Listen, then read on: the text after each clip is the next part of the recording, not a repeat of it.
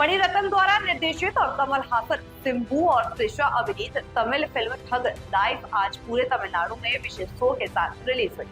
एक प्रशंसक ने कहा, मैं इतने लंबे समय के बाद सिलंबर रासनिक को बड़े पर्दे पर वापस देखकर बहुत उत्साहित। STR का प्रशंसक होने के नाते मैं विशेष रूप से उन्हें देखने के लिए यहाँ Actually, I'm an STR fan, so I came here for watching STR. So nothing new about it. We have the charisma and it's a great hero. Biggest fan base ever. So we have a greatest fan base in TN. Actually, Kamal Hassan sir also is we are very excited to watch this film.